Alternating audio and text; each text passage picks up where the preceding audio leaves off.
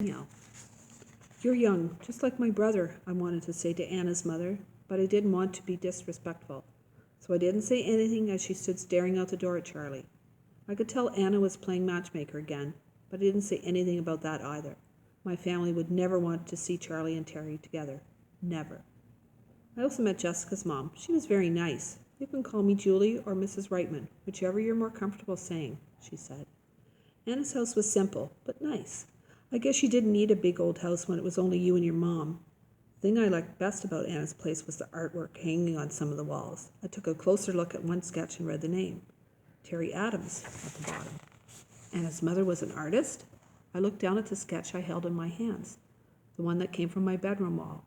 I had brought it to leave in Mr. Terupt's room. Mrs. Adams must have noticed me looking at her work and my work. Is that one of your sketches? She asked. Anna has told me that you're a beautiful artist. I held the drawing out for her to see, but I didn't say anything. Well, I'd say Anna was right. It's a lovely piece, Danielle. Thank you, ma'am, I said. You've done some wonderful things with shadowing and texture. She pointed to different areas of my sketch. I'm not sure what that means, ma'am, but thank you. Next time you come over, I'd be happy to do some sketching with you, she said. I'll give you a few pointers if you like. Next time I come over, she had said. Anna and Jessica and her mom joined us. Told you she was an amazing sketch artist, Anna said to her mom. Ms. Adams smiled at us. Come on, Danielle, I'll show you some of Mom's other drawings and my bedroom. I followed Anna, but not before I returned Miss Adams' smile. I wondered what could possibly be the bad influence in Anna's house. I liked it here, and I liked the two people who lived here. I also knew Grandma wouldn't be as easily convinced.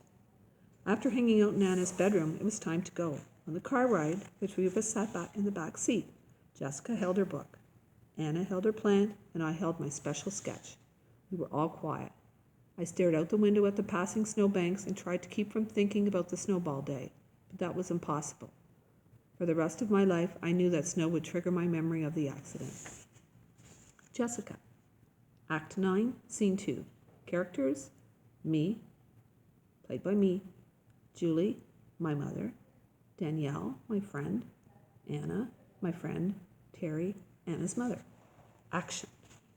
The elevator doors opened. We stepped into the White Hall. I thought of my first day at school when my heart had thumped in my chest. The smell of disinfectant had lingered in the hallway.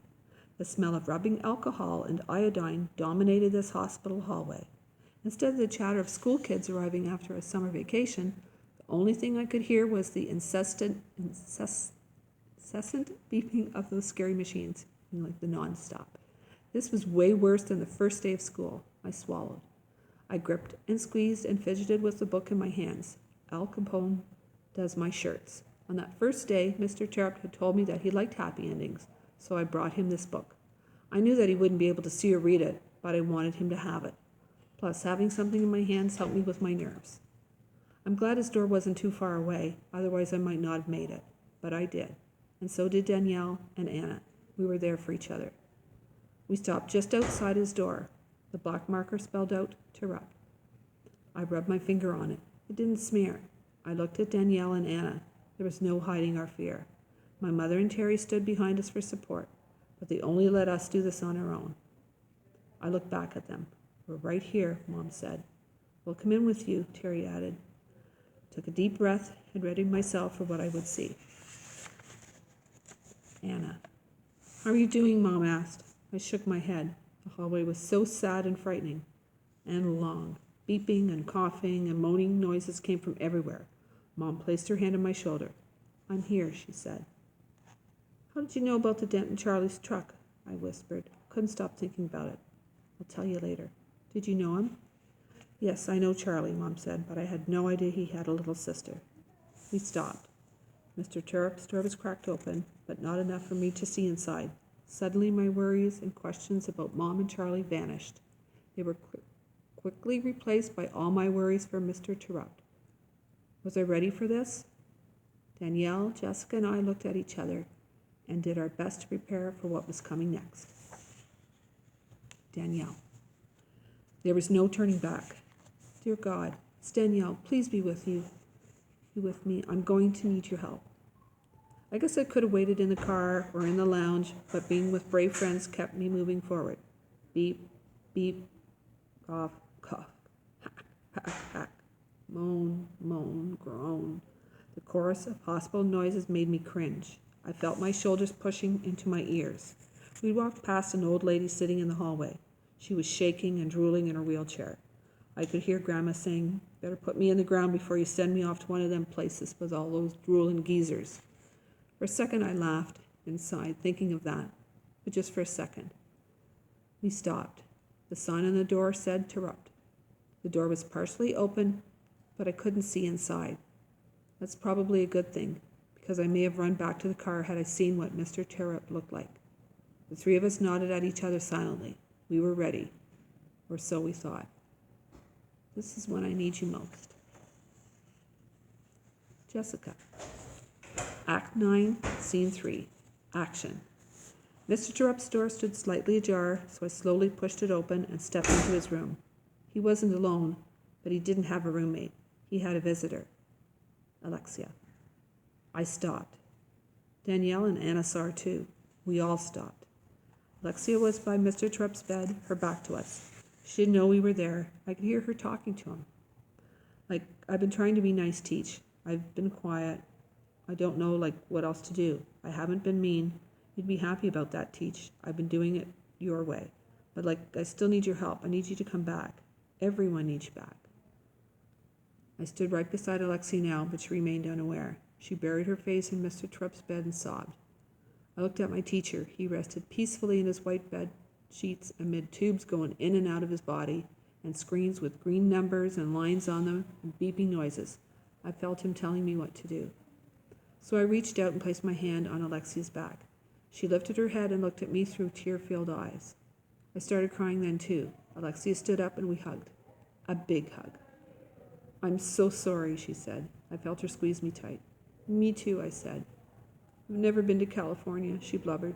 "My mom threw my dad out of the house last year. He never got sick." Alexia sobbed onto my shoulder. I squeezed her tight now. Through choked tears, I said, "My dad's not around either. He's still in California with his girlfriend." We held the hug, not with lazy arms, but strong arms. We squeezed all our sorries out in that hug. When we let go, Alexia hugged Danielle and Anna just the same. Tears filled all our eyes now, even my mom's and Terry's. We sat in chairs next to Mr. Terupt's bed. We sat on both sides and said nothing. I placed my book on the stand next to his bed. Anna put her plant by the window, and Danielle tacked her sketch to a wall. We thought our own thoughts and stared at our teacher, who lay motionless with his eyes closed. Yet somehow I felt better. The power of Mr. Terupt, even in his coma, made something huge transpire. I felt light, like I could float.